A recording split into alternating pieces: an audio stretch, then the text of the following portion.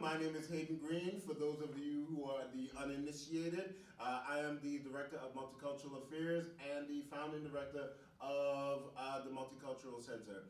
In Multicultural Affairs, we are a space for all identities to grow, to thrive, to find a home, and to interact with people that they may or may not have had an opportunity to do so before. And our motto is be brave. And tonight is our bravest night. We are hosting our fourth annual, everybody put up four fingers, our fourth annual Story to Tell. So give it up, everybody, for Story to Tell.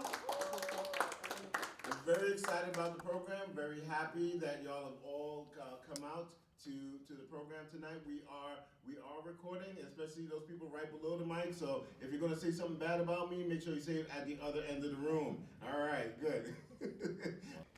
So y'all ready for some good stories? Yes. Sure. All right. Woo! Y'all ready for some good stories? All right. Our lineup today, we have 9 amazing storytellers today, and they have stories that are long. They have stories that are short. Some of them are heartbreaking. Some of them are funny. Some of them are inspirational. But you are by no means going to be bored, right? So this is our lineup. So we're going to get right up to the first one. And I know that guy, but who's that first? Oh, Hayden Green, I am your first story today. So I'm going to start you off today with a short story about brownies. Who likes brownies? All right, anybody like brownies? All right. Brownies. Now, you would not think the word brownies would start a fight, but it almost got somebody beat up in Brooklyn. All right? So first I have to set the scene for you. Anytime you ask me about any kind of my identities, the first 3 things that come out are my geographic identities. Number 1, I was born in England. I'm a Londoner, right? Number 2, my family is from Trinidad, East Trini, right? Number 3 is I am a proud citizen of the People's Republic of Brooklyn. All right? And I know we're in the Bronx, and I know it's sacrilegious to talk about Brooklyn and the Bronx, but y'all gonna have to deal with it right now. All right? Now listen, when former Mayor David Dinkins started to talk about the gorgeous mosaic of New York City and how all of these different people come together in order to make this city what it is, he was talking about Brooklyn. Right? When you start talking about, if you need it in New York, if you want to find it in New York, everybody it's Brooklyn that they're talking about. You can find anything that you want and experience any culture in the entire world in Brooklyn, New York. And I dare you to prove me wrong. Right? So, that's where I live.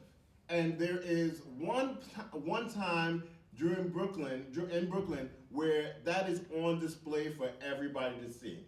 It is the largest street festival in Brooklyn, and it's called Atlantic Antic, where for as long as the eye can see, or 5 blocks in Brooklyn, or as long as the eye can see, there are vendors all out just trying to hawk their wares. Now, it used to be that it was all of the stores from Atlantic Avenue. So you would have people who had food stores or antique stores or all of these different things, and they would bring their stuff out onto the street so that you could purchase them and really attract people to their stores.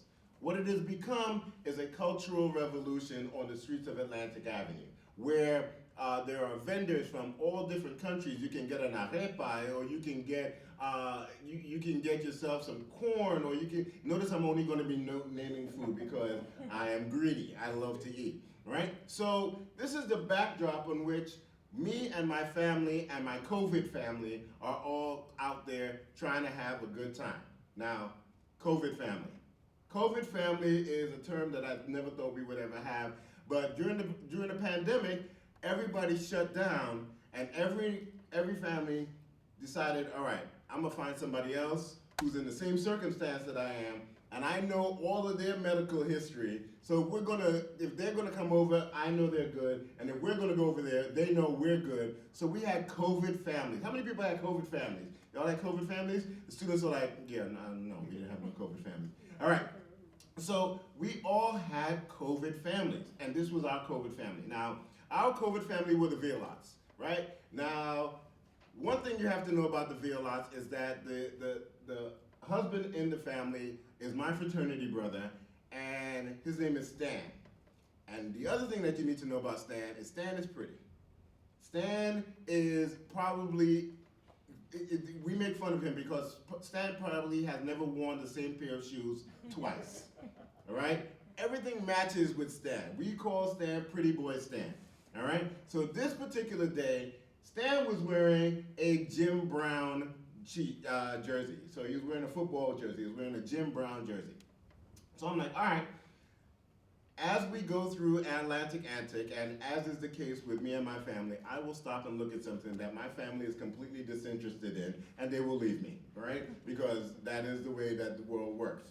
And so they had done that, and they were a couple of steps ahead of me at a booth with like t-shirts that had for people, that had all kinds of different sayings, and then they moved forward, and they were at another booth that had Black Power stuff. So like Black Girl Magic, and and all of these different t-shirts that said all of this stuff. So this is the scenario.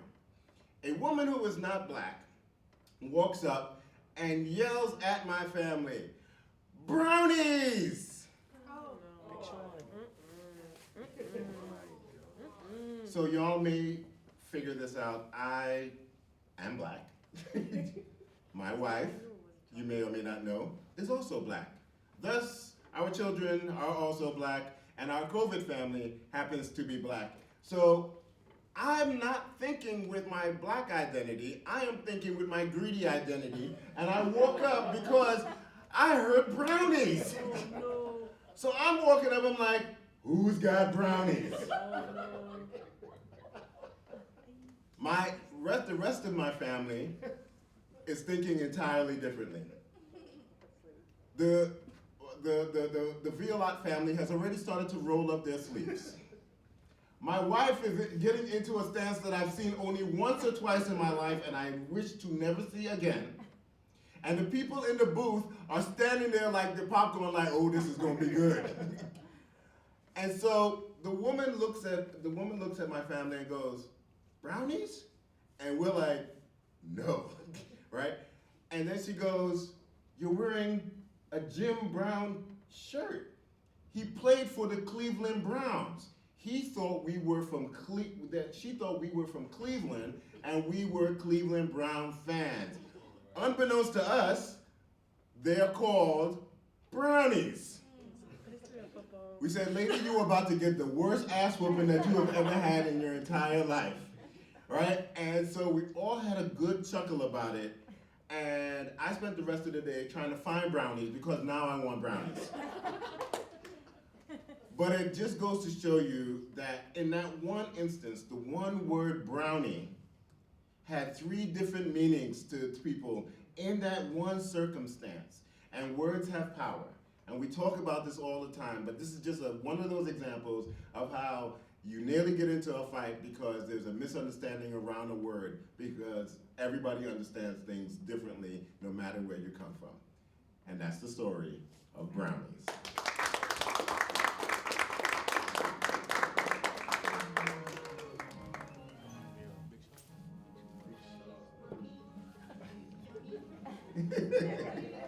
I had to find a song that had brownies in it. All right, so now that I've broken the mic and we're ready to get started, y'all ready for your first guest storyteller tonight? Yeah. So coming up to the mic is a very good friend of mine, and I call him a mentor, and he always kind of like looks at me weird whenever I say that. He was into cycling, and I got into cycling because I watched him get into cycling, and he showed me all the ropes, and he was into photography, and he taught me everything I need to know about photography, and then he moved on to that, and then he started running, and I was like, well, that is where I draw the line. So This is my good friend, ladies and gentlemen. Put your hands together for James Ravenel.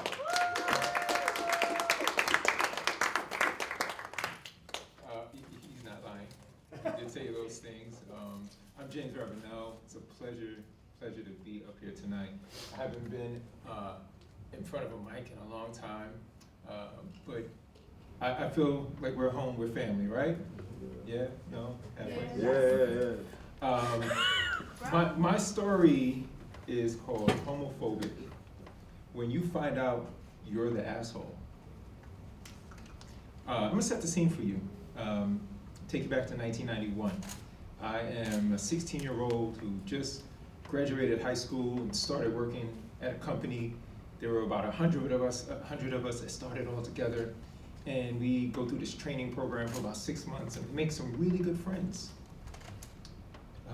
One of the guys, Paulie, it's not his real name, but his name's Paulie for the purposes of this story.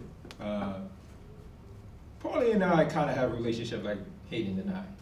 I mean, he says that I'm his mentor, but we fight a lot, right? He's a Leo, I'm a Virgo. That's what we do. We have a fun, let me see how I worded it, a playfully antagonistic relationship. And Paulie and I would just constantly just pick at each other. Why? Because he was a nerd, I was a nerd.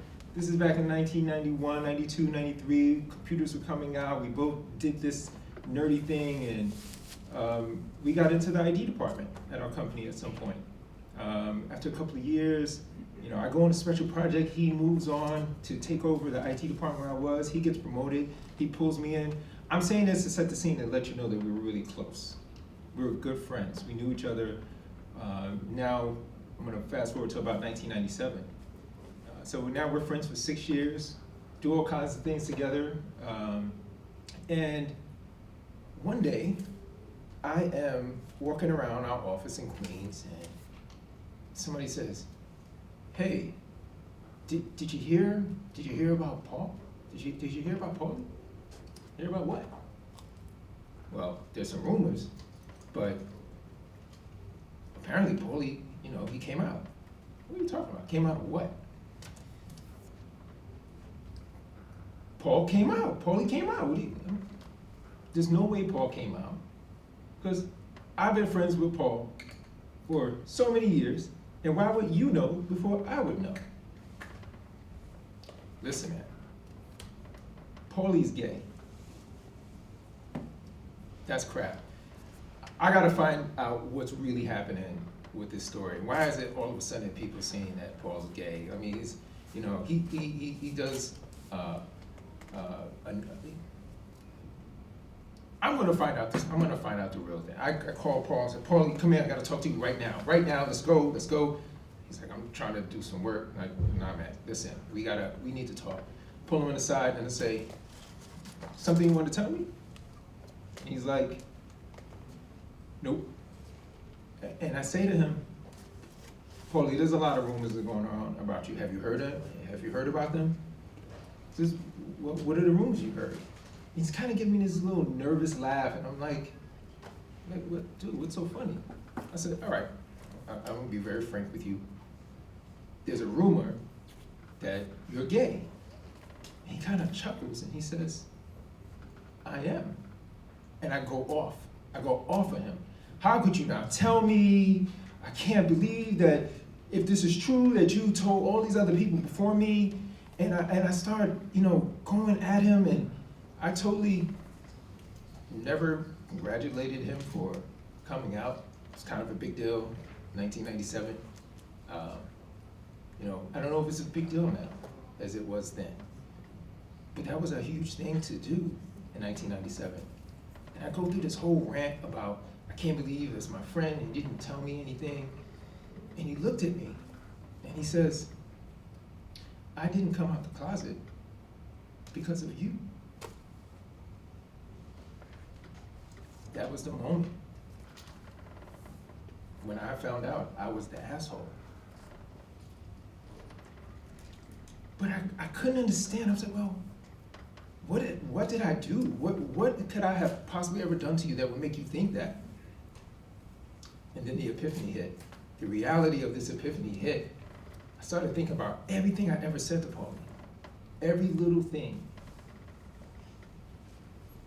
You know, I'm a 21, 22-year-old around this time, and, you know, I was out there sowing my wild oats, and, you know, as an IT shop of all guys, what do? We talk about chicks, and we talk about the things that we do with them. And I was amongst that number of people who did that.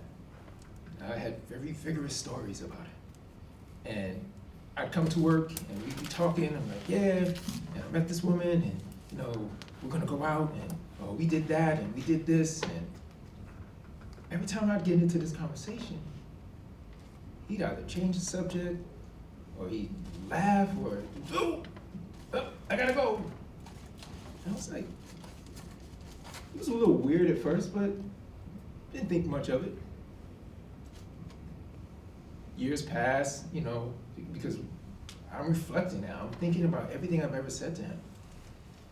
And there was another, you know, couple of occasions where I start talking about women or going on a date or having sex, and he would change the subject. So I say to him another time, like, yo, dude, why is it every time I talk about women, you're changing the subject? Or you're laughing, or you're walking away. Like, are you gay? I asked him if he was gay. Never really thinking he was gay. But I asked him a pejorative question, because that was a way to weaponize and make fun and poke fun at someone. And I'm a young black dude from Brownsville, Brooklyn, that learned the way of the world a certain way. Wasn't necessarily the right way, clearly, but this is how we talked.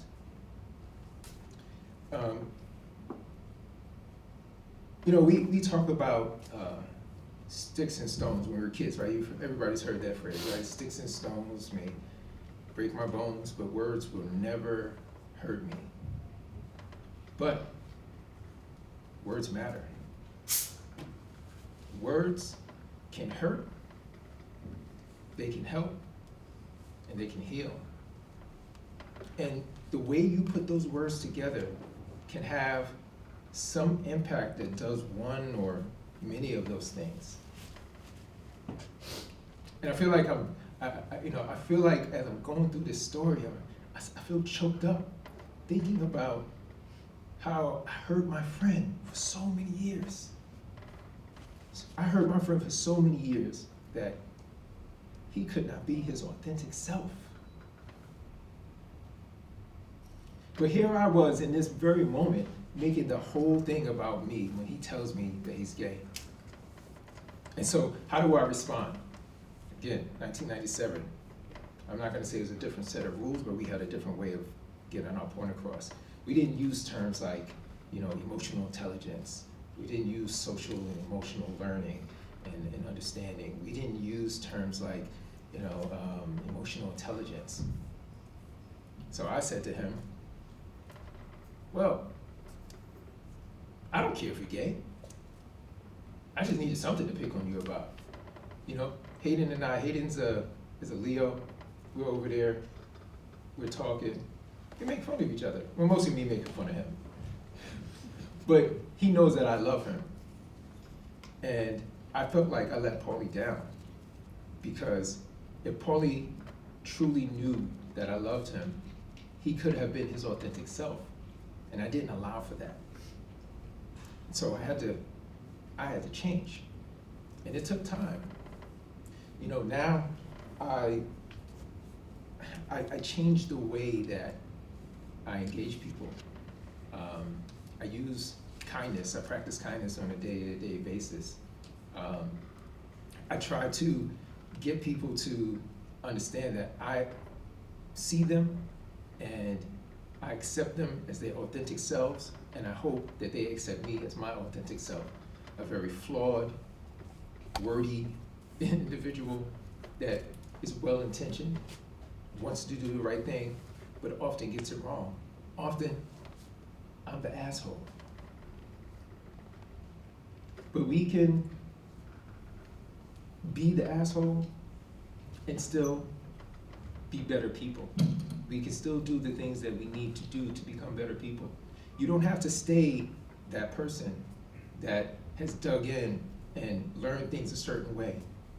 You have the power and the ability to use your words and use them for good, to encourage, to support, to help, to aid, as well as you have the option and the choice to use your words in a way that is damaging and hurtful and hateful. I chose from that moment in 1997. I'm 47 years old now. That feels like a whole life ago. But I have become a better man from the moment that I realized I was the asshole. That is my story. Thank you.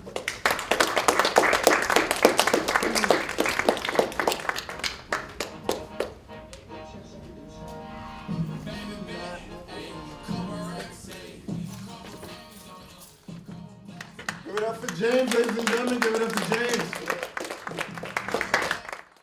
All right. We are warmed up. We are getting ready to go. All right, so we're going to skip over one of our storytellers. We are still waiting for Ty to show up. All right, but we are going to Mr. Hendel. And Hendel, I know nothing about. But Hendel is a podcaster and Leo. And also a Leo, and I reached out, and this is one of those things where I always tell people, just reach out into the universe, and the universe will supply what you need. And I reached out, and I said, hey, who needs to be a storyteller? Who has a story that they want to tell? And Hendel reached out, so I'm excited to meet Hendel to the stage for the first time. So now hopefully y'all will give him as much love as y'all are giving everybody else. So put your hands together for Hendel.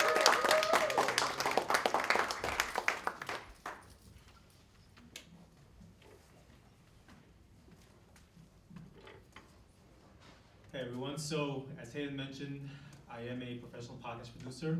I produce, it's called Momentum, a Race Forward podcast. It is for one of the largest multiracial racial justice organizations in the nation. Throughout my journey of podcasting, sometimes I find that podcasting is a lot like real life and can have real life implications. So to begin, as a podcaster, you have to become incredibly experienced that on the track, seeing where there are certain breaths and certain ums that you edit out. And so that's going to be the foundation of what I'm going to be talking about, because there are 5 short stories throughout this one big story that I'm kind of like putting together and I'm editing in front of you in real life. And this is the first time really talking about it in front of people, so I appreciate the opportunity. So part 1 is called Tibby. Tibby is a friend, someone who became a best friend to me when I was starting to do podcasting. He was vibrant and full of life and passionate. He was also a Leo. And we spent many nights in the studio just talking and conversing and dreaming together. And then when COVID happened, March 2020, a couple of weeks later, we got on one of our phone calls and we talked about these big dreams, what we wanted to do in the future, what he wanted to do for his future. And I just remember coming away from that phone call with so much hope for myself, for him, for what we wanted to do and create in the podcasting world. And 2 weeks later, I get a text message from one of my friends saying, hey man, Tibby's dead. And my friend Tibby had health complications and he caught COVID and passed away immediately. And so when I think about the track that I was just mentioning that I would edit on Pro Tools, right? It would be this big voice that was on the track, but somehow I couldn't find it there. It was deleted right away. That's part 1. Part 2 is one by one. So it's now October of 2020, and I go home for Thanksgiving to see my family, and my dad gets a call from Guatemala. And he's on this call and he looks very pensive and he's struggling to keep his composure. You know, I've never seen my dad be incredibly emotional, But like somehow that day, like I was just watching him on the phone and he seemed to be struggling. He gets off the call and asks him, Dad, what's wrong? He says, your uncle. And he lets out the ugliest cry that I've ever heard in my life. I've never seen my dad get emotional, but to see him completely break down and just be torn down in that moment was something that just rocked me. It just rocked me internally. Because what would happen next is, after that dinner, in the beginning of December, I get a text message from my sister, and I'm driving, and she says, hey, Mom has COVID. And I hit the car in front of me. Then my dad has COVID. Then my brother has COVID. Then my youngest brother is sent home to a hotel, and he has COVID. And during this time, my uncle also passes away. So now, my siblings are recovering. My mom and dad are in the emergency room. My dad did discharge him, but my mom, she's really struggling health-wise. And she's starting to call to say goodbye. So I'm getting these calls and she's saying goodbye, and we're telling her to keep holding on, to continue fighting.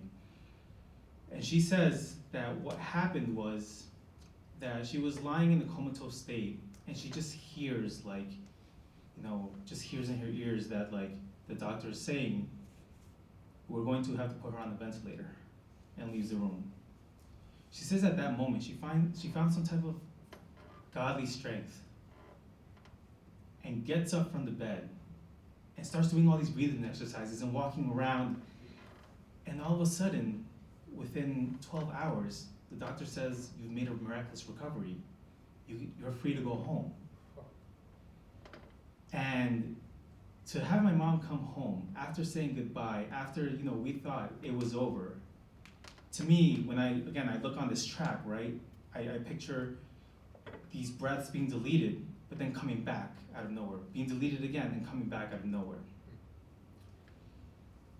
Part 3, this is called My Lungs Are Collapsing. So it's now around Christmas of that year, and I start feeling this weird sensation in my nose, as if I had opened up a can of paint and I had huffed it, right? And I go get tested just to see, maybe there's something wrong, maybe I have COVID. And then the results come back, and yes, I have COVID, and now it's positive. So I'm thinking, okay, 8 days have to pass, and I'm free. On the 9th day, everything in my body just like explodes. From my sneezing, to my coughing, to my fever. On the 10th day, I'm still suffering through this, and the 10th day is actually January 6th of that year. Does anybody remember what happened on January 6th? Exactly. So I'm watching CNN, and I'm watching the country fall apart, burning down, literally. And meanwhile, at the same time, my body's breaking down and burning down at the same time. And as I'm breathing, I'm starting to feel this bubbling in my lungs. And I go online and I see that if I don't get it checked out, it could potentially be fatal. So what do? I get on at 2 a.m. in the morning, I get in the car and I drive down to Hoboken, emergency room. And I find that I have pneumonia and COVID in my lungs. And so, they put fluids in me, they send me home. I drive all the way back out to Long Island. My mom has a room set up for me.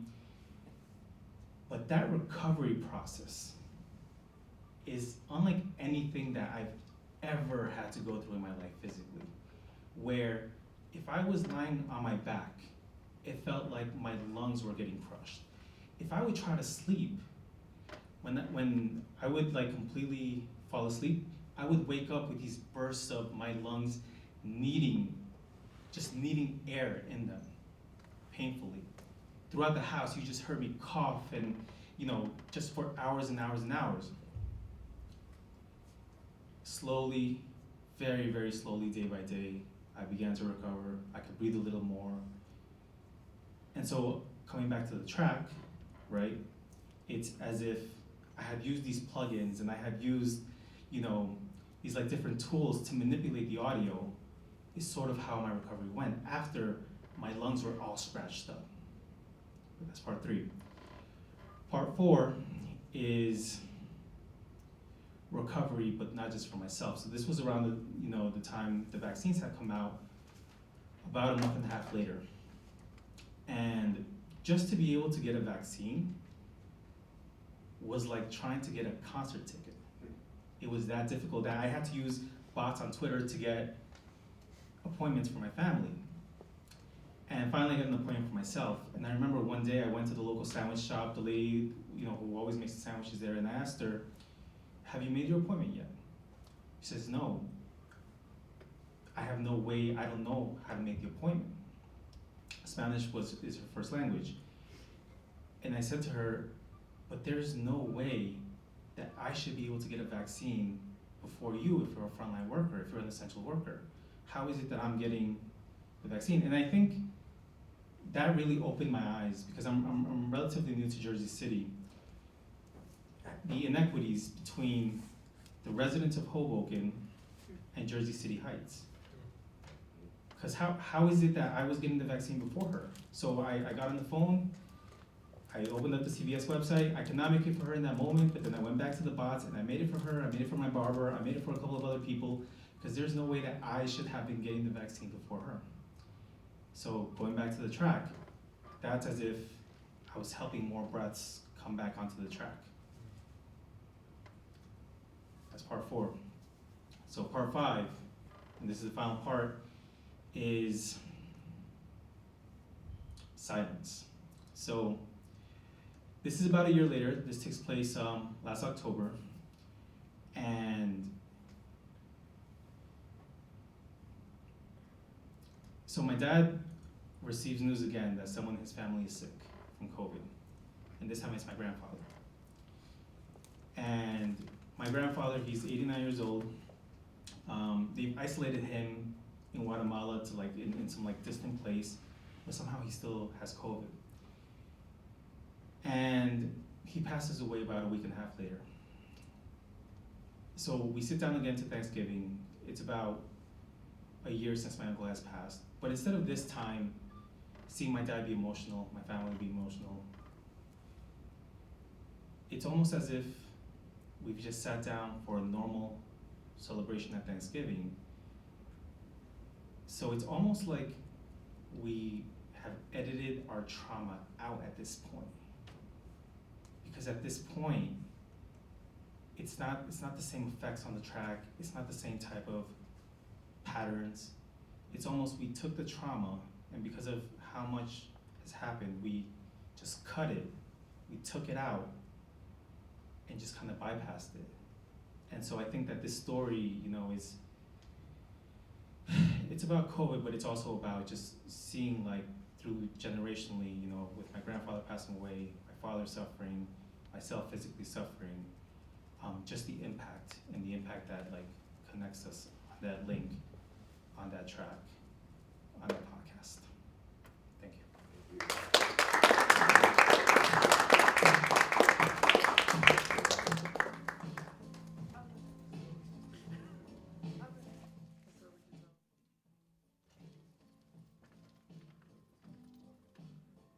Those of you who don't know, the song is called Cry by John Batiste, the album of the year. If you haven't heard the album, listen to that thing.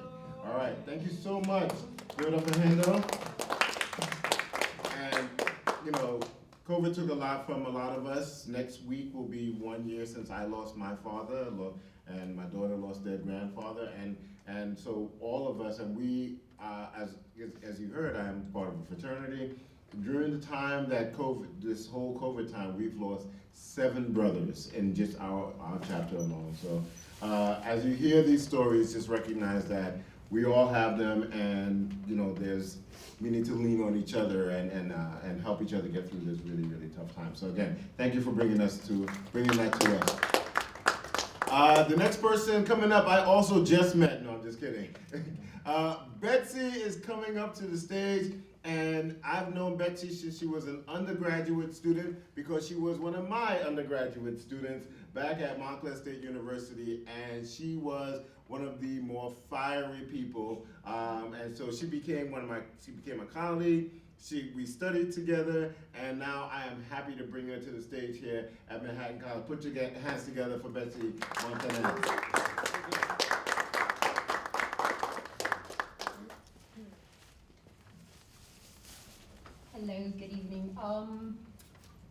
Hayden, do I have slides or not? Yes. Okay, I brought pictures because I'm a Marine brat, and the joke with Marines is we like pictures, so I brought pictures. So I apologize if the formatting is off, but my name is Betsy Montanez, and as Hayden said, I went to school in Montclair State University in New Jersey, and I'm going to tell you about what it was like to be one of the first female wrestlers in the country, actually. So my older brother, who's 7 years older than me, wrestled in high school. And at that time, we didn't even know what wrestling was. We were a Puerto Rican Peruvian family, and my father was like, no son of mine is wearing tights. So we were like, all right, whatever. But I really don't even know how he got into it. And so he wrestled his freshman and sophomore year. And I, like the true little sister and the true little tomboy that I was, wanted to do everything that my brother did. So when he BMX raced, I BMX raced, or I tried. When he started wrestling, I wanted to wrestle. And that was the first time in my life that I was told, you can't do that because you're a girl. So I couldn't wrestle. So I went all through grade school. I went into high school my freshman year, my sophomore year, my junior year, and I was the wrestling manager, or at that time, in 1996, we were called mat maids. Very derogatory. Okay. We were asked to clean the mats after the wrestlers finished practice. We were basically their maids. I wasn't buying that. So before we would roll up those mats and mop them, I would roll around with the guys and wrestle. And they got used to me, and they knew me, and they knew I knew what I was doing. So my senior year, in 1997, I turned 18. And when the school told me, you can't wrestle because you're a girl, I said, Title IX says I can. I was 18 years old, and I could sue them now. And so I threatened to sue them, and I was allowed to wrestle. So I would wrestle, no big deal. I was not on the varsity team, even though I was a senior. I was on junior varsity. I was okay with that. I wore the same uniform that everybody else did. I went out into my first tournament, and I won. I beat a boy. And that boy got berated for losing to a girl. He didn't lose to a wrestler, he lost to a girl. So even when I was wrestling, my coaches, they didn't want me there. They would tell other teammates, break her arm, get rid of her. And my teammates would say, we're not doing that, she's our friend. So I finished the season with a record of 1-3. Whatever, I had one win, I'm okay. And it comes the dinner, the senior dinner. So they invite all of the junior varsity wrestlers and they give them a certificate. They don't call me up. I was like, okay, maybe they're gonna call me up with the seniors because I am a senior. They call up all the senior wrestlers. They give them a certificate. They don't call me up. But they did call me up with the mat maids and gave me a rose and said, thanks for keeping the books. I said, wait a minute, I wrestled. Why am I not being recognized as a wrestler? Oh, you were just, exhibitions. You really weren't part of the team. I was the only high school senior on that wrestling team that went on to college to wrestle, but I wasn't acknowledged at that dinner. So fast forward, can we go to the next slide, please? I went on to wrestle for Montclair State University, Division III. I was one of the first female wrestlers in the entire country to wrestle on a men's wrestling team. Because when you're the first, you become a role model, whether you like it or not. So with that comes some responsibility, but you also become a token. And so I had a lot of press at the time. And so this was one of the first articles. For the record, that picture was taken after practice. I was a little tired and hungry. So you can't see it really, but when the reporter was interviewing me, and again, this is now what year was this article? 99. Okay, so I was actually a junior at Montclair State already at the time when this article was written. And nobody thought to have another adult in the room while I was being interviewed to make sure that this interview was proper. And what I mean by proper was when all I wanted to talk about was being a wrestler and what it meant to wrestle, I was being asked questions like, do you shave your legs? What does that have to do with wrestling? Do you have a boyfriend? It's in the article. As a matter of fact, I believe it says that I'm just like anybody, just like any other girl. I have a boyfriend and I belong to a sorority. That was in the article. So, and Hayden can tell you, he kind of told you I was already a spark plug. I responded to the reporter and I said, for the record, I'm not the only one with a boyfriend on the team, and Rami shaves his legs too. So, next slide. If you don't know about wrestling, wrestling is done by weight classes. So at the time, I had to make weight. I had to weigh 125 pounds. I believe that says 142-pound weight class, because they did anything to match up when there was another girl, and there were only like 3 of us that year in the Northeast. So there was another girl on the team. And they were like, well, she weighs 142 pounds. And I was like, that's great, I'm gonna wrestle the guy that weighs 125. And they're like, no, you're gonna wrestle a girl because you're a girl, and girls should only wrestle girls. And so they didn't care that she weighed 20 pounds more than me, they made me wrestle her, even though I had just cut 10 pounds in 2 days. Half of wrestling is making weight. And for women, that could be a little difficult around certain times of the month. No one cared. Another thing was, again, I was one of the first females in the country. So if you know anything about wrestling, you weigh in naked, essentially, right? Because you have to make scratch weight. So anything could weigh like 0.2 of a pound, shorts, essentially. And if you're 0.2 of a pound over, you can't wrestle. So guys would line up in weight order, 125, 133, 142, all the way to heavyweight, 275.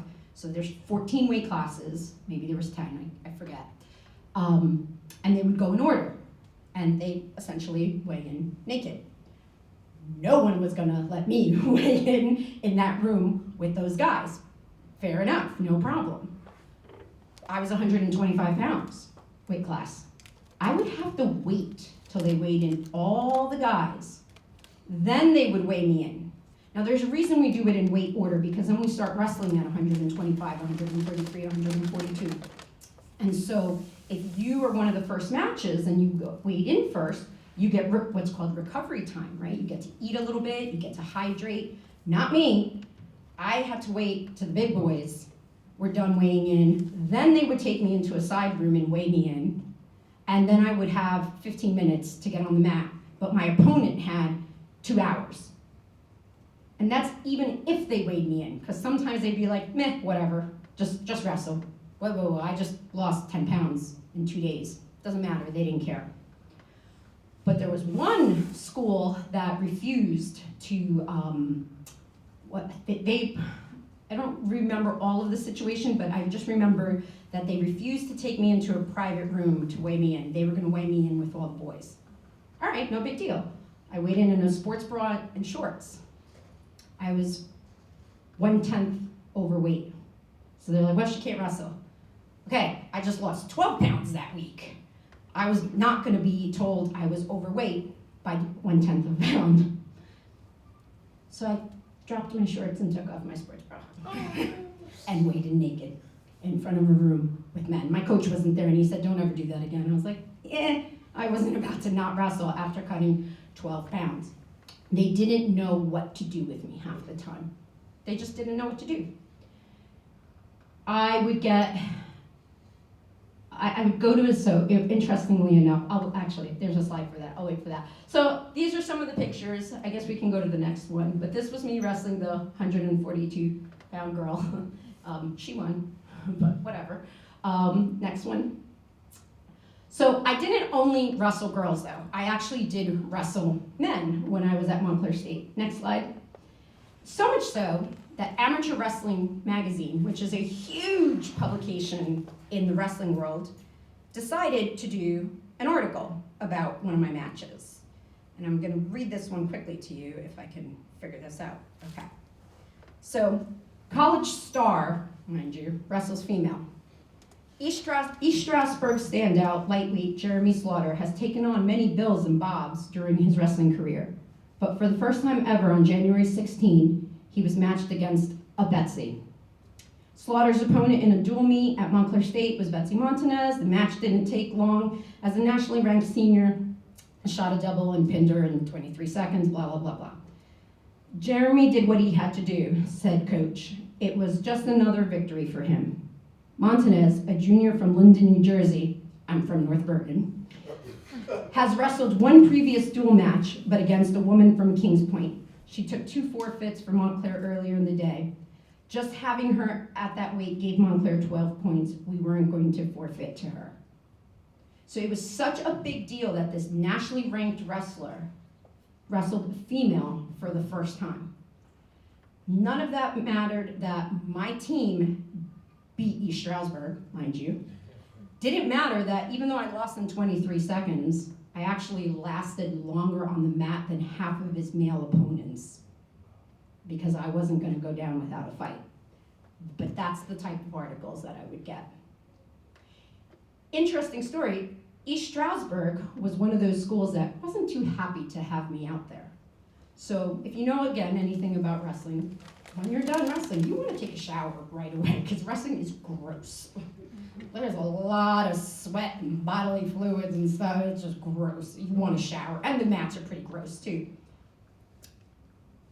They wouldn't open the woman's locker room for me. They said, you want to be a boy? Shower with the boys. So my guys would stand guard so I can go in the shower so we can make the 3-4 hour drive. Another school put me in a locker room that had no hot water. Wrestling's a winter sport. My hair had icicles when I got onto the bus. That's what everybody tried to get rid of me one way or another, except for my coach. My coach loved me. He actually turned into be one of my father figures. But I didn't let that derail me. I continued. I wrestled 5 years at Montclair State University, and not only did I finish wrestling on this men's team, but then I went on to become one of the first female college wrestling coaches in the country. Next slide. So that's me coaching my teammates at the NCAA Division III Wrestling Championships. Great. I've been wrestling for 5 years, all of this. I'm a coach. I have a coach's credential. Excuse me, miss, no personal trainers allowed mat side. Oh, no, I'm a coach. Sorry. Every time I try to coach my guys, no girlfriends. No, I'm a coach. See, sign says coach. And so, next slide. We went on to win 3rd place at that national tournament, and I got to coach 2 of my guys in the national finals, and they both won. The head coach stepped aside and let me coach because he knew I knew what I was doing. And so, next slide. They gave me, so the head coach gets a mini trophy, and my team awarded it to me to take home, and that's sitting in my house right now.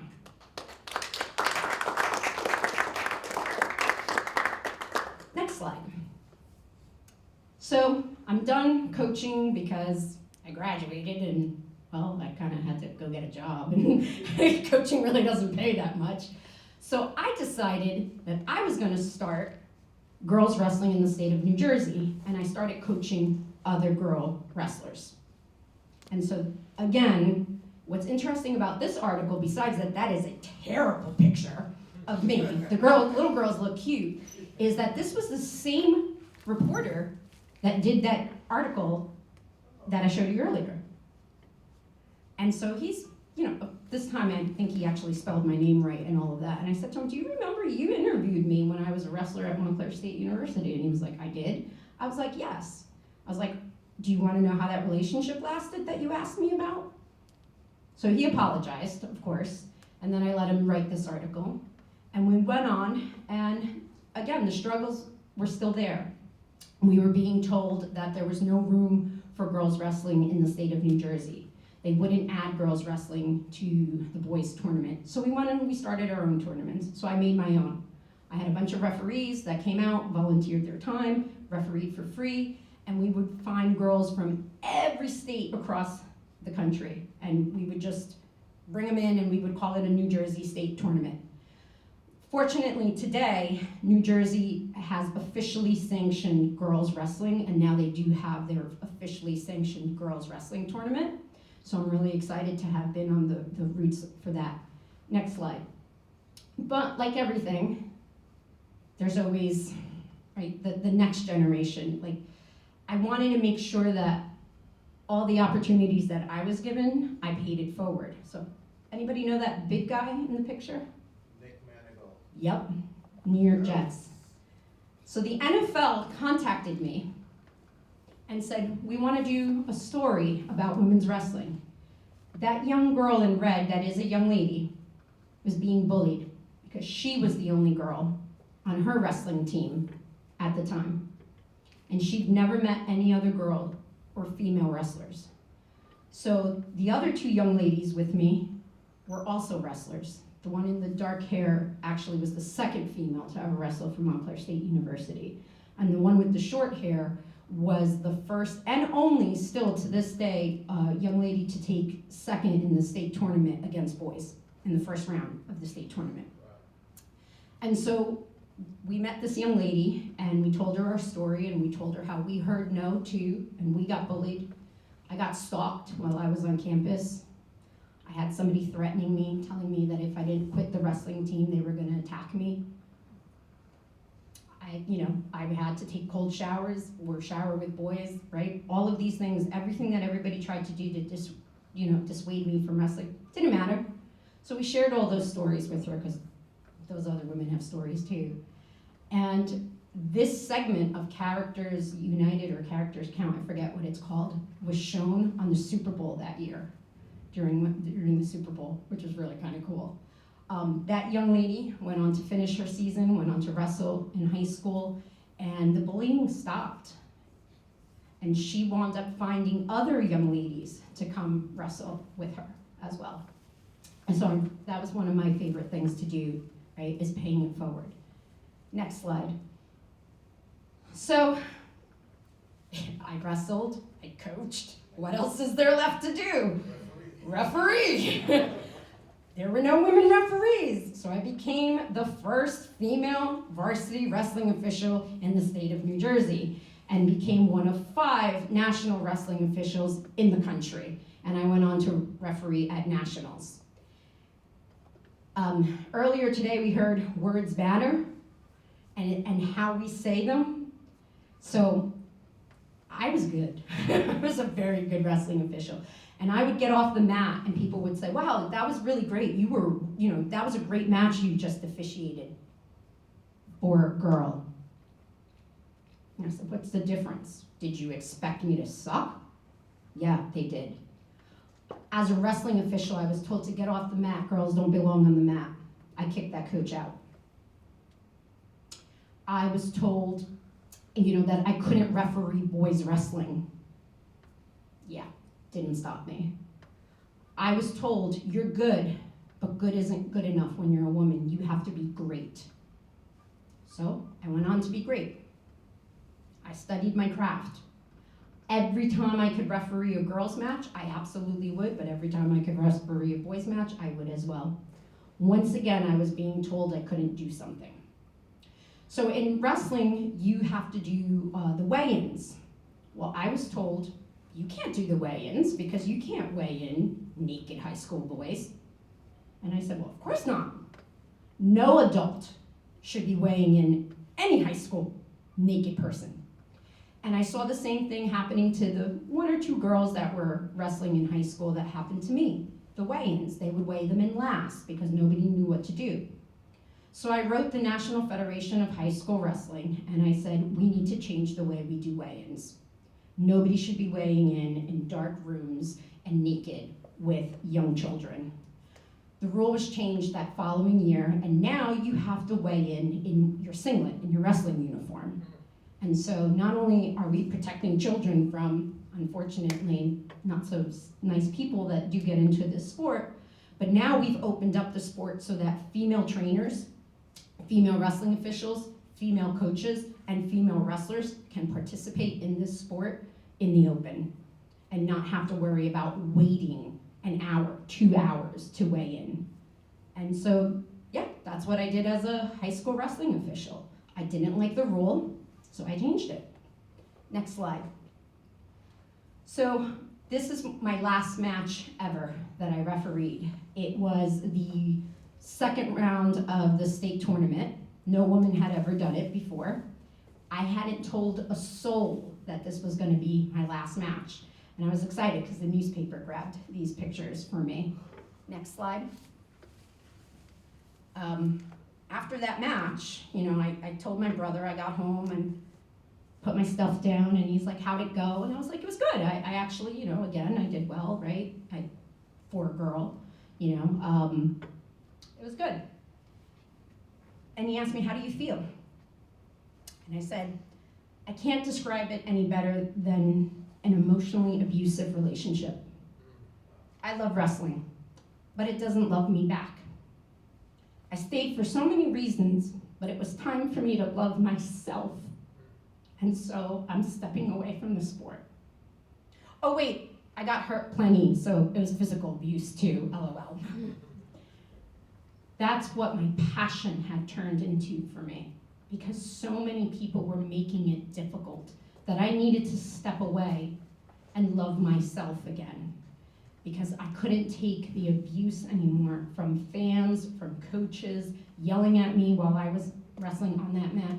Get off, girls don't belong here, you don't know what you're doing, although I did. Or I would walk into a gym in full referee's uniform and they're like, oh, you're the referee for the match today? No, I just look really good in stripes. And what are you talking to me about? Like, come on. Or I would get mostly male coaches, you don't know, you didn't wrestle, I know the rule. No, sir, I did. I wrestled for Montclair State University, one of the #1 teams in the country. And they wrestled, the last time they wrestled was like 6th grade. So I had to step away. I had to love myself. But I couldn't give up sports. So what happens when you can't referee or coach or wrestle anymore? Next slide. You become a runner. So I started running, and I started carrying the flag when I run. And then that crazy turned into, next slide, doing triathlon.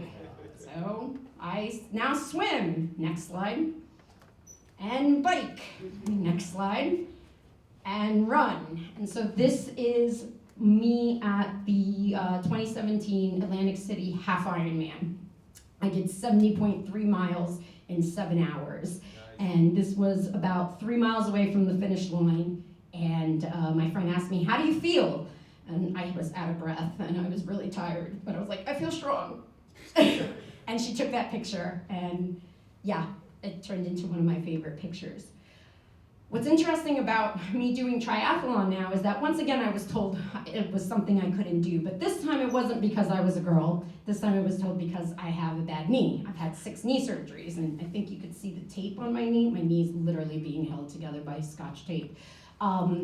So I went into, and I started doing other sports, but the point of me sharing that with you is I found a community that embraced me, right? I found a way to love myself and still be physically active and do stuff that I love and be competitive.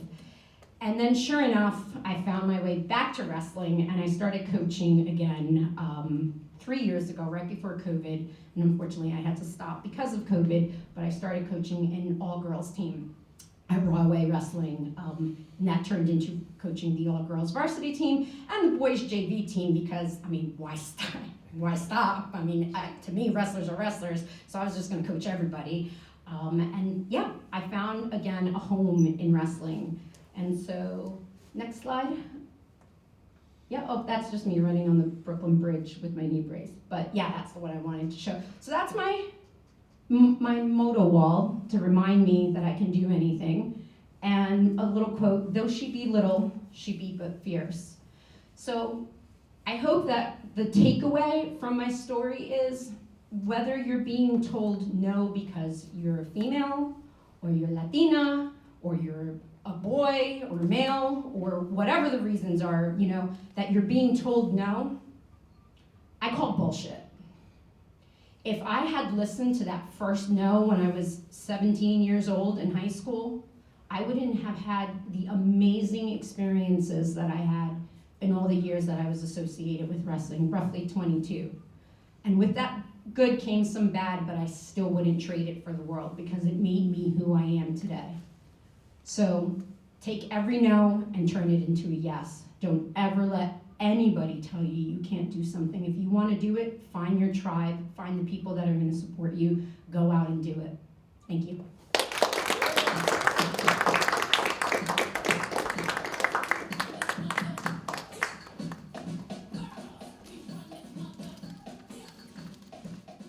Give it up for Betsy, ladies and gentlemen. Give it up for Betsy. So Betsy probably doesn't know this or doesn't remember this, but I was the Greek advisor at Montclair State University, and I would like yell at everybody like, don't do that, and then Betsy would come up and was like, no, you go ahead and do whatever you want. I'm not messing with you. All right, so we're going to move on to our next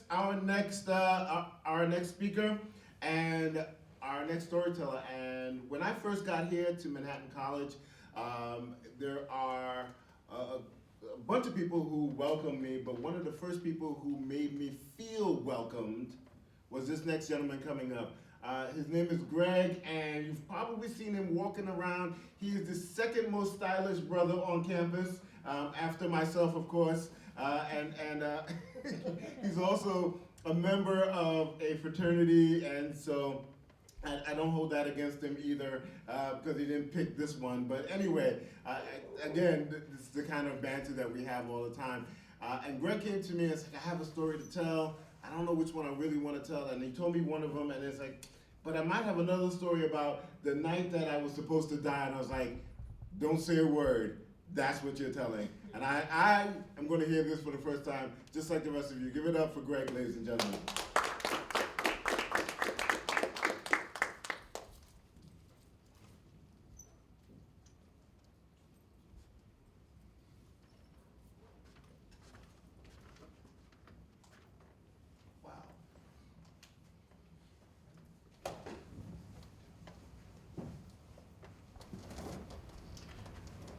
Give me a moment because this is the first time I've actually told this story in public.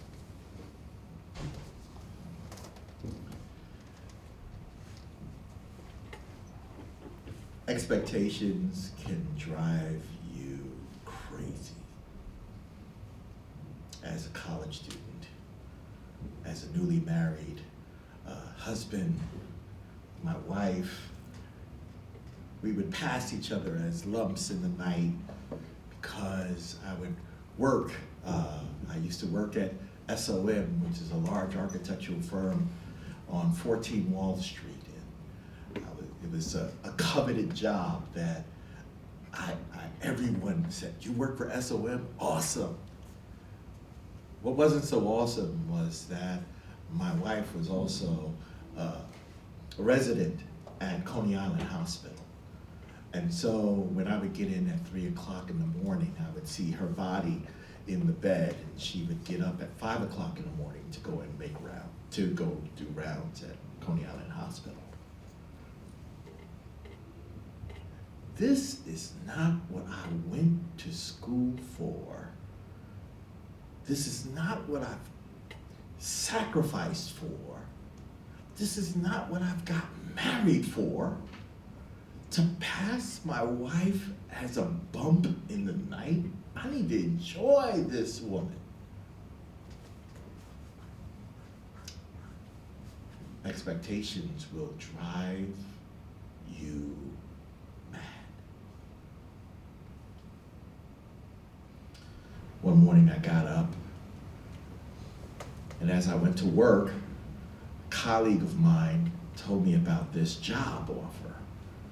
This job offer was at this firm, this interiors firm that was cool, and it wasn't that exciting because I had done so many other architectural projects that this was kind of like a step back. So I was like, hell yeah, count me in. Told my father, who is a Marine, who always will be a Marine, he goes, move your effing and get the job done. I was driving home after I heard those encouraging words after he asked me for $50. And I got to the house. There was my wife again, knocked out, asleep.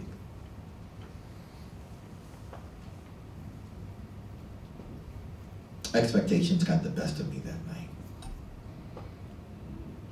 I kneeled down and I prayed and I said, God, this is ridiculous. This has to stop. Something has to change. So I made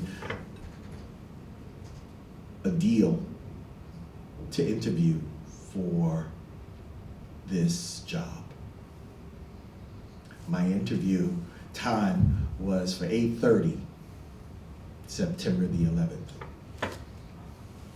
in the North Tower. I hate being late. Something about the subway smelled different that day. It smelled like garbage. I was anticipating going to work right after I went to this job interview, and I was smelling every funky person on the #1 train. I mean, I was expecting to walk into this place. The doors would be open. They would say, yes, Greg, you can have whatever you want, anything to change this miserable existence of a life, because my expectation was that I graduated summa cum laude. My wife is a doctor. Dang, we should be the Black Huxtables. We should be getting paid, and we're living in a 5-story walk-up. And guess what? Life is a bitch. And I complained to God about it. How could you do me like this? Expectations will drive you mad. I thought about that when I was on the train. And as I went upstairs, expectations made me blind because I didn't even see shrapnel on the street. I was late. It was 8:40. Expectations were, I mean, could you imagine your vision being so focused on something that you can't see life around you? I was walking towards the building. Something different about the air.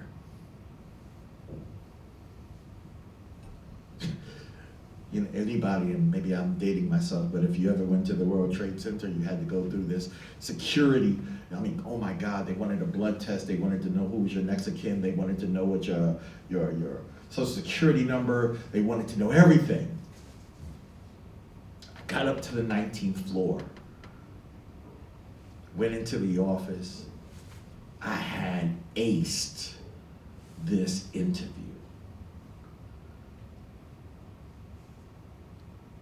Why you're looking at me like crazy? I aced this interview. Y'all looking at me like you ever done something that you know you kicked the living out of? When I left there, I was like, yeah, they're gonna offer me this job. I walked back across, stopped to get something to eat. That's when I heard, boom.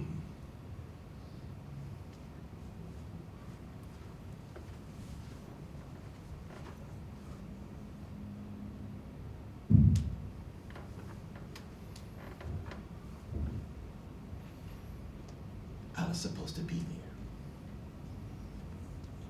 I was supposed to be in there. I went to 14 Wall Street where my job was. And on top of that, I couldn't call anybody. My wife, who I just got married a couple of years earlier, I had no way to reach her. And on top of that, I had these damn hard bottom shoes in which I had to walk all the way uptown.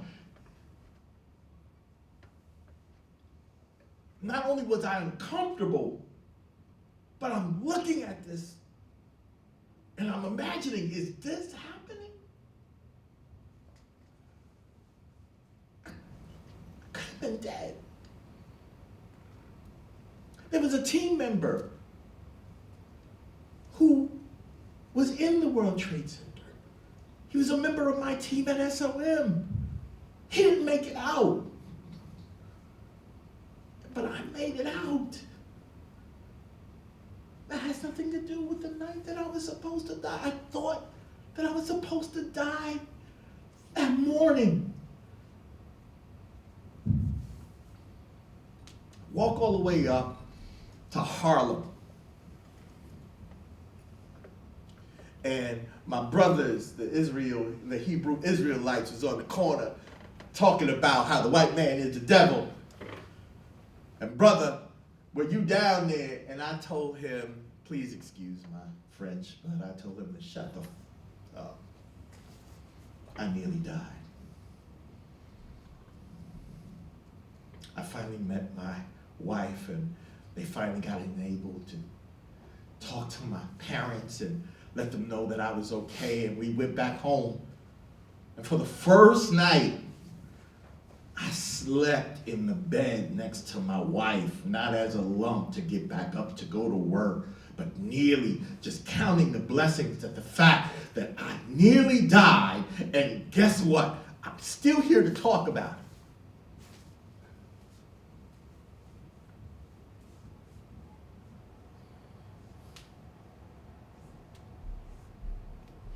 My wife then says later on that night,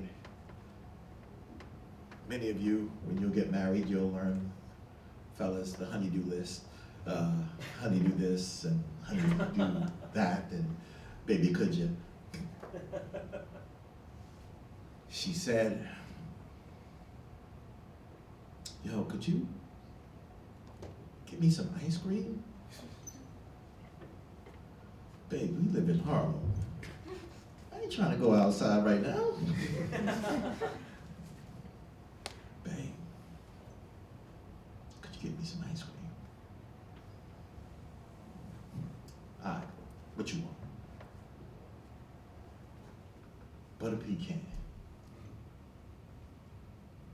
It must be love, because there was no elevator in the building that we lived in. My cardio was off the chain, y'all. I mean, I was running up and down the stairs. I went to the bodega on the corner, y'all. I was like, yo, let me get this ice cream. I'm gonna go back upstairs. I'm gonna go straight to sleep. Because, yo, I mean, could you imagine what I just been through today? I get the ice cream. They didn't have what she wanted, so I got something else. Got back to Convent Avenue. I turned the key to get into the joint.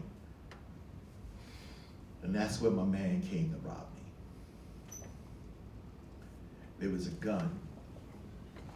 I think it was a 9 that was pressed up against my temple. And he told me, give me your money. It's like, it's almost comical now as I tell the story, because I said, my man, I just spent my last $5 on this damn ice cream. You want the ice cream? Because that's all you're going to get, homie. Give me your effing money. I gave him my wallet. I gave him my phone. I gave him the ice cream. And as I went upstairs, I'm expecting it was only a minute.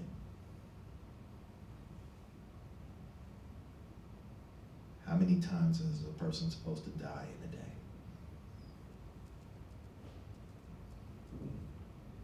How many times is a person supposed to have his life threatened? It's also funny now because I live in the Bronx, and oh my God, it seems like every time I turn around, I hear a gunshot.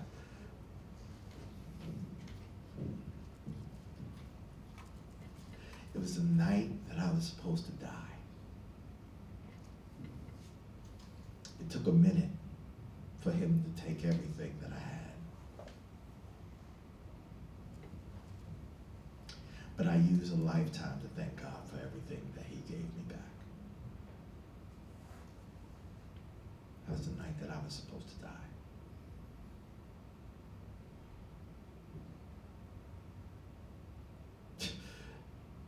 Later on, just random clip. I was with my brother, and I told my wife that night, I was like, Terry's coming to pick me up. We're gonna have a men's night out. Where you going? We going out, babe. We going out. Where you going? All right, I'm gonna be the truth teller. We supposed to be going to the gentleman's ballet. What in the heck is the gentleman's ballet? In the strip club. You're going to a strip club? It's Terry. As I'm sitting in this place with scantily clad women, drinking beer, talking to my brother. People are coming by, hey babe, how you doing? And the only thing I can think of is this poem that I learned from Benjamin Mays. And it took me a couple of minutes to find it, but it says, I only have just a minute, only 60 seconds in it, forced upon me. Can't refuse it, didn't seek it, didn't choose it, but it's up to me to use it. If I must suffer, I lose it. Give account if I abuse it. Just a tiny little minute, but eternity is in it. The night that I was supposed to die. Thank you for your time.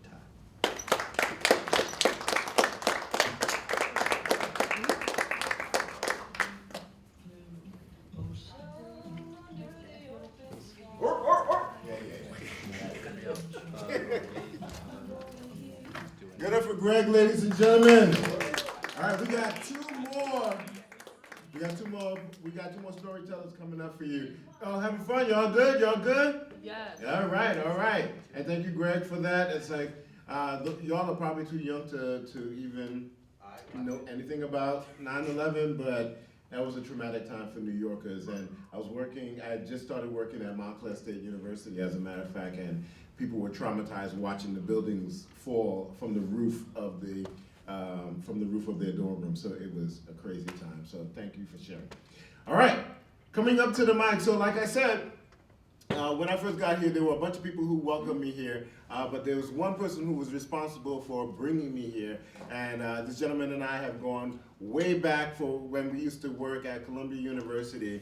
And it has always been an honor and a real pleasure working together. I always introduce him as my boss, and he always gets weird about it. But it is my boss, so put your hands together for Santiago.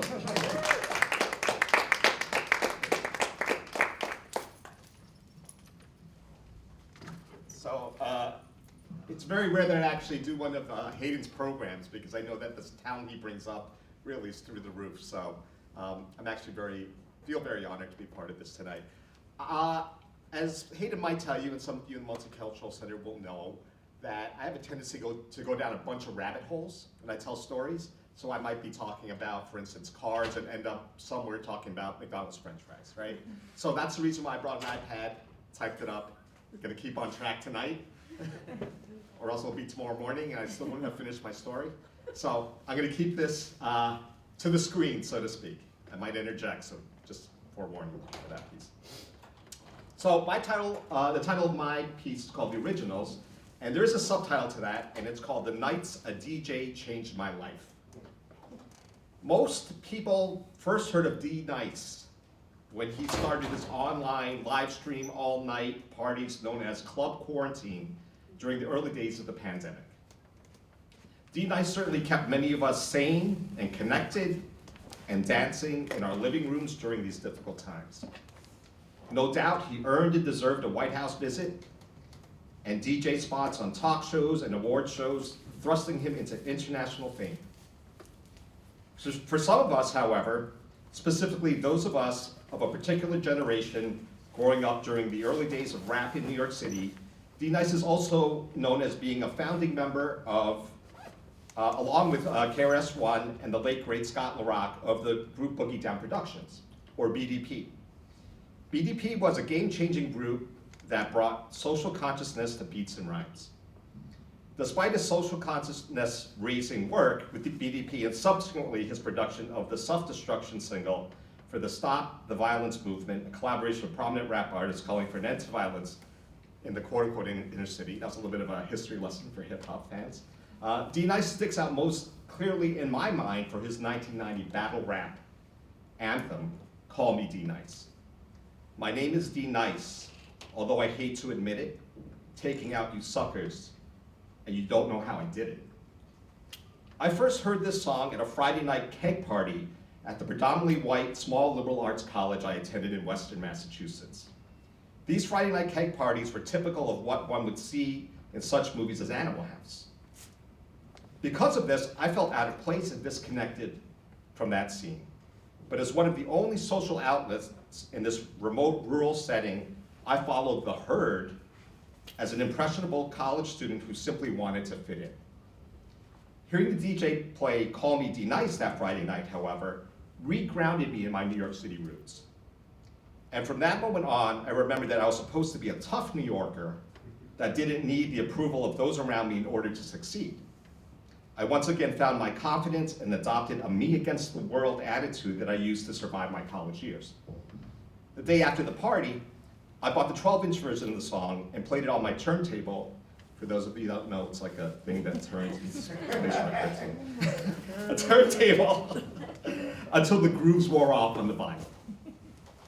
That was the first night a DJ changed my life. Born and raised in Brooklyn's Chinatown, my dear friend Anthony used to DJ small house parties for friends and family around the outer boroughs during the late 1990s and early 2000s. He would never get paid in cash, but he would certainly get the adoration of many. After all, everybody loves a DJ, he would always say to me. Friday night, December 13th, 2002, Anthony calls me up to let me know that he got his big break. A random NYU graduate student saw him at a house party a few weeks back and convinced him to spin at the annual Asian American and Africana Studies joint holiday party at 269 Mercer in the Village. Anthony was actually going to get paid. He said I should come over since I live only a 5-minute walk away. The night was pouring rain and it was freezing out. I was not motivated at all. I told Anthony we should just grab a late dinner after you're done. He said they had a sushi boat there.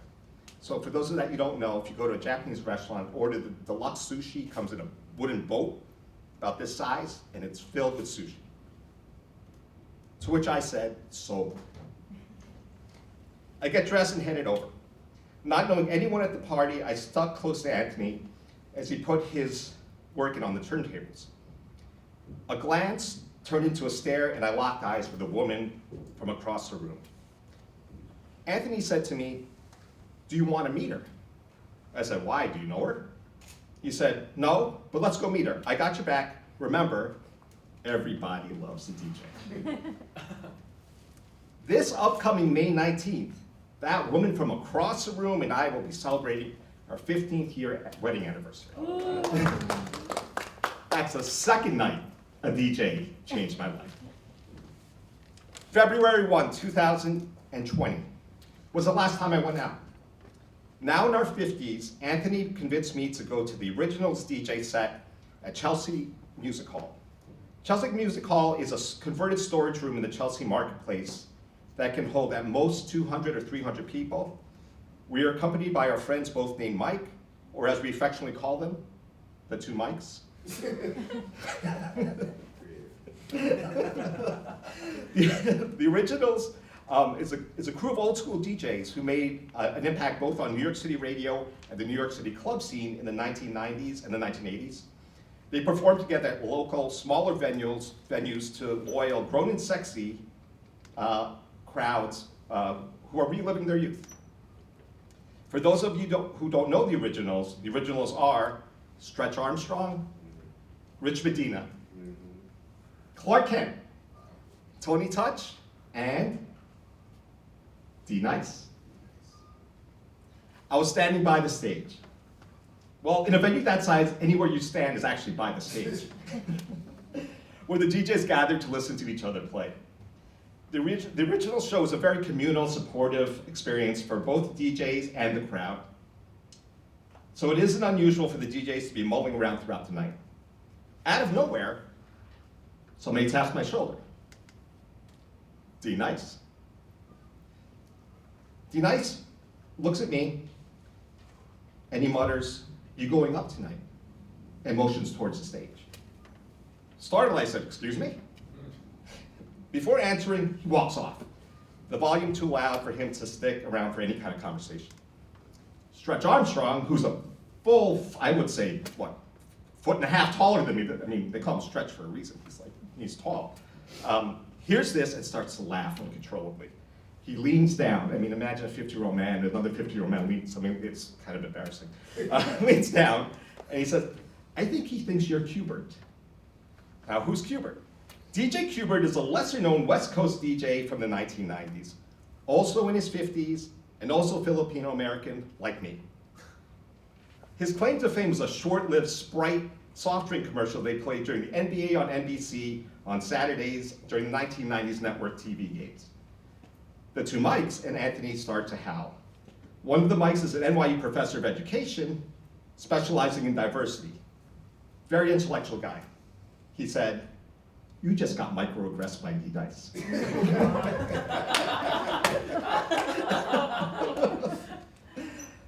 All night long, the laughs and music flowed, with me at the butt of all the jokes. In recalling this as the last night I actually went out before the pandemic flipped all our lives upside down, I am now able to put many things into perspective.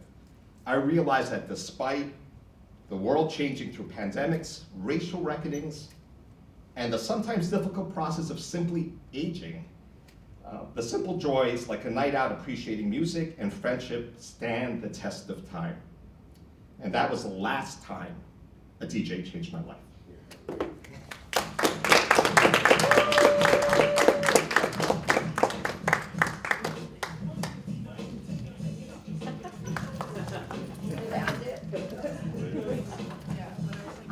That's the way we used to dance back then.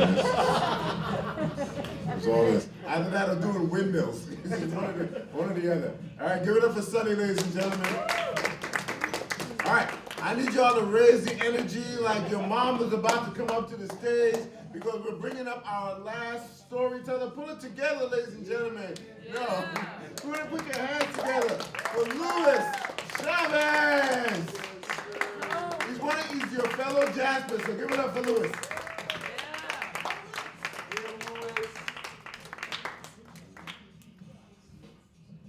Hello, everyone. Can I just preface this really quick by saying it's been really nice to hear all these stories because it's humbling and it's really like a teaching moment for someone like me, and I'm sure for my fellow Jaspers who I recognize. Today, I'm just going to talk about a bit about my life and little bumps in the road that you have to deal with to pursue this theme that I've been hearing a lot in the stories of passion, friendships, and making it work. I was very good at math and science when I was younger. My dad is a scientist, and my mom was trained as a nurse back in Peru, which is where I was born. I was born in Lima, Peru in 1999. And I came here around 2007. But since I was younger, I was always looking up to my dad, and I'm like, oh, I want to be just like that guy. He's pretty cool.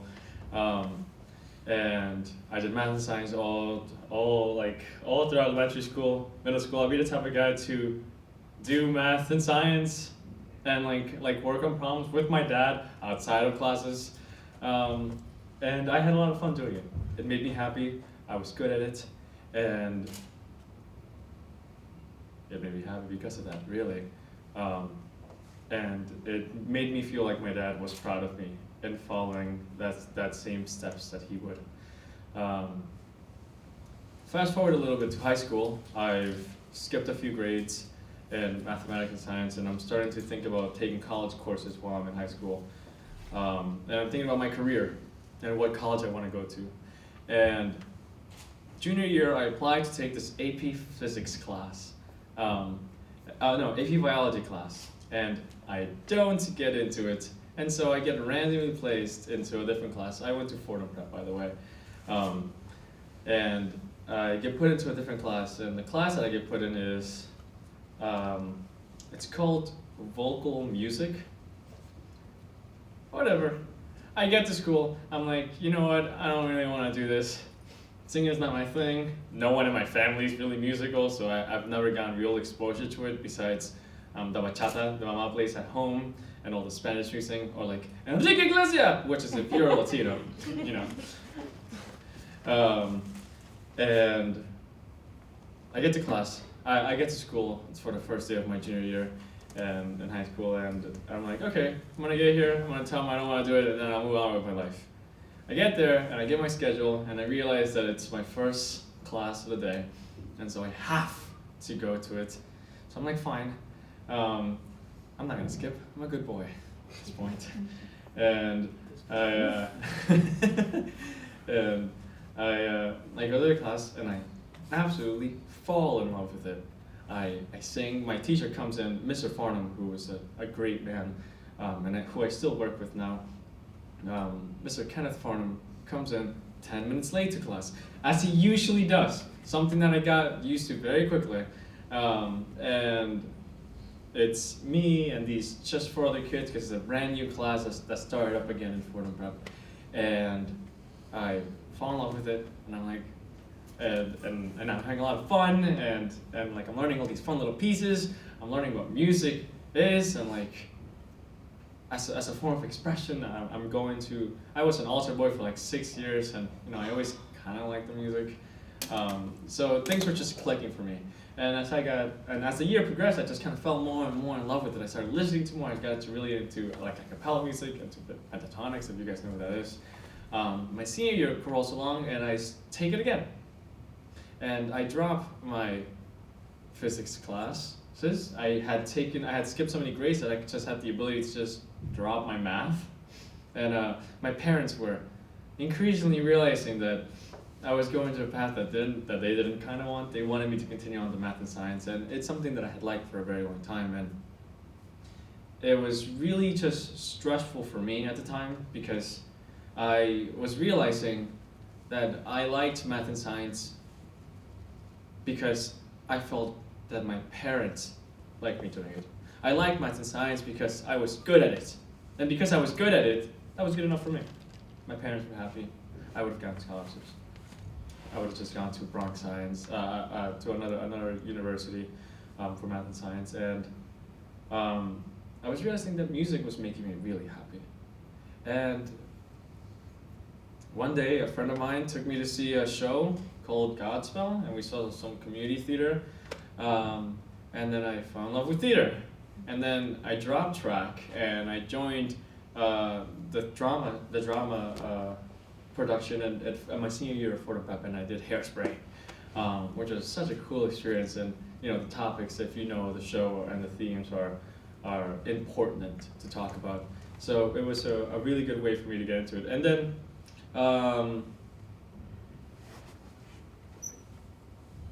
I was just starting the process of obtaining a green card with my family. We're all visa holders, which means that you're only here temporarily. We're visiting, even though we've been here for a while.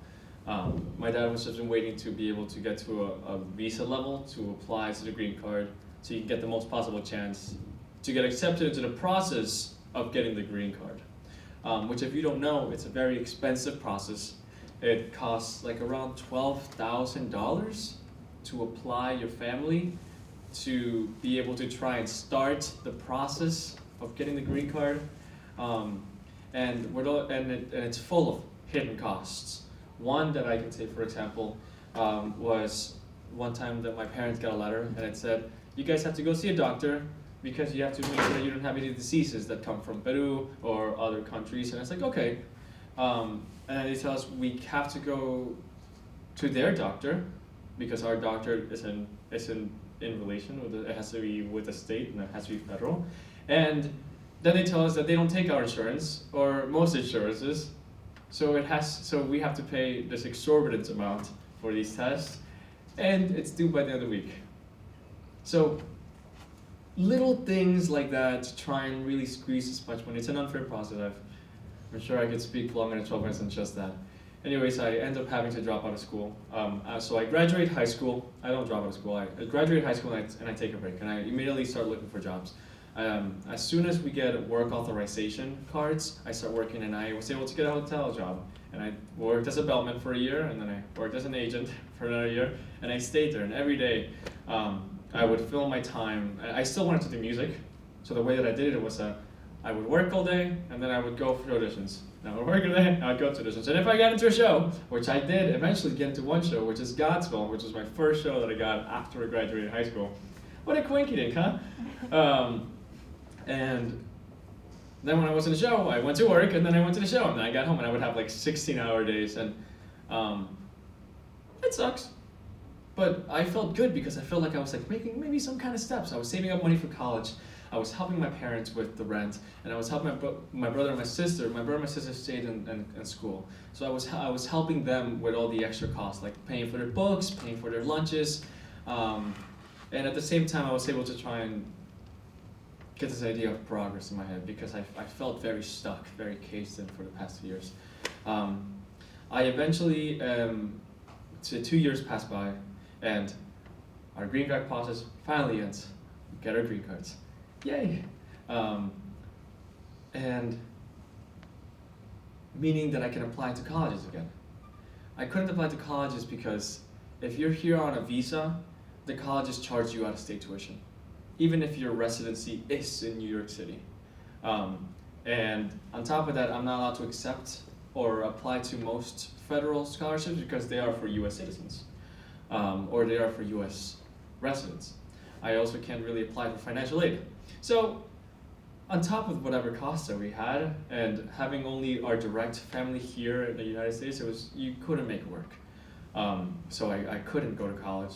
And we got our green cards, and I started applying everywhere. I started applying literally everywhere in New York, in the Bronx, that I could, which was a lot, right? And it's expensive. It's like $70 to apply per college. To send all your transcripts and stuff, and then I eventually got here. I was offered a scholarship, and then I auditioned for like the music scholarship they have, and I became a performing arts scholarship student here. And if you know me, you might see me around in performing arts groups, which is probably how a lot of people have gotten to know me now. And I go here, and I'm undecided. I want to do music. At this point, I'm like, yeah, I want to do music. My parents are already unhappy. I already told them that. And here I am. I the first day I come here, I hear this talk about this sound studies major, because I'm like asking around, like, I know you guys don't have a music major, but I heard there was some stuff going on behind the scenes, and then I hear the name Dr. Ponder, and then so I'm like, okay, I come in for Exeter Students Day, and I go straight to like the advisors. I'm like, who is Dr. Ponder and where can I see him? I need to speak to that man. And Dr. Ponder, great guy. Not there that day. At the time, there was no sound studies major, so he wouldn't show up to the Exeter Students Day. He wouldn't even be able to talk about it. I was able to weasel my way into a class with him for my first semester in the college, and so I took it, and I got to know him. And every single day, I would see this man after his office, after class in his office to just talk. And I found out about the sound studies major, and it was like possibly coming up next year. And I was a theater minor, and I was undecided my first year. And I was also a commuter. I traveled 2 hours. I live in like the East Bronx now, like the Southeast Bronx by Throgs Neck, if you guys know that area. And if you also know that area, you know that there's no thing that goes all the way diagonally across the Bronx. No, I have to take a 22 or take a 15-minute walk to the 6th train, go downtown, go downtown, then take the 12 to go all the way across, then take the 1 to go all the way up. You know, it's a very long process, and if it is busy, if there's traffic, God forbid, it can easily turn to like a 2.5 hour commute. And so I did that. I came to school every single day. I left super early so that I could make it, and I stayed super late because I still wanted to be involved with the performing arts groups on campus. If I finished a rehearsal at 10, I would get home at 12. If I was in a show and I finished a rehearsal at 12, I would get home at 2 a.m. Like 1:30 a.m. because there's no traffic at like 2 in the morning. And my sophomore year came along and I was hired as an RA. I was one of the first sophomores RAs in the college. So that was awesome. I was now able to be here and be able to truly live and truly like have so much more opportunities to be able to join these groups and join these performing arts groups and stay there as long as you wanted. And I also was officially now a sound studies major. At this point, sound studies has finally become a real major, and I could officially put that on my transcript and start really planning specifically for those courses and not just be taking course because I have to just get them out of the way. So now I'm a sound studies major, and I am still loving music. It still makes me very happy. I've completely dropped math and science, and I've been doing shows, and I'm part of cabarets. I'm a part of some boards, and me, I very much have tried to do different things from college. I've tried different things. I've done martial arts for a few years. I tried the club here, and I've tried different classes. I've met the different professors. I've met the music department, and I think something very important for me was even then, and the religion department, the English department, even then, something very important to me that I was trying to do the entire time, and it helped by in part with Dr. Ponder, was like look for stuff that I could really dive my interests in, because with a major like sound studies that's just starting up, one of the only ones in the country, there's not really like a paved road you take, and even if just music, there's not really like a paved road that you take, and that was one of my biggest challenges, just having to continuously try things and hope for the best and see what happens, and I was able to truly like pinpoint different places that like interest me and like give me passion, and I had a very big depressive episode my sophomore year because I felt completely lost. I felt that I had found it at first, and I was like, oh, music and theater, I'm gonna go against my parents' wishes, I'm gonna go find everything that I want, and then suddenly I felt like I didn't know anything. Like I didn't know what I was deciding, I didn't know what I was gonna do, I didn't know what I was gonna do after college. I did follow sound studies into grad school. And I take a class that ignites my passion, and I hear, and in a history class, a subject that I hate, and I find this love for action, and I read about the French Revolution and the American Revolution, and the idea of like trying to change the situation that you're in because you're so passionate about something, like how you did. With the rules, you realize that there's injustices happening, and I have now been able to dive that in with the performing arts that I do.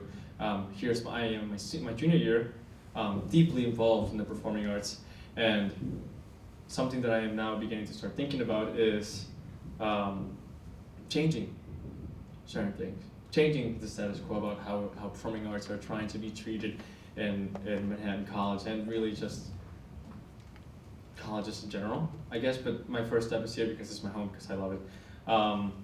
And I guess it's just a story about step every day that you take, the friendships that you make, the people that you see, the way that things can just happen, you lead up. And I think the only thing that I realized my junior year especially, that has always been a constant for me, is that I have to follow my interests and my passions to truly stay connected to myself, that I have to rely on my friends that are always there for me, and that to whatever reasons that I might have in my life, that you have to 100% play with the cards you're dealt with and play that game that you're in. And that is all. And here I am today.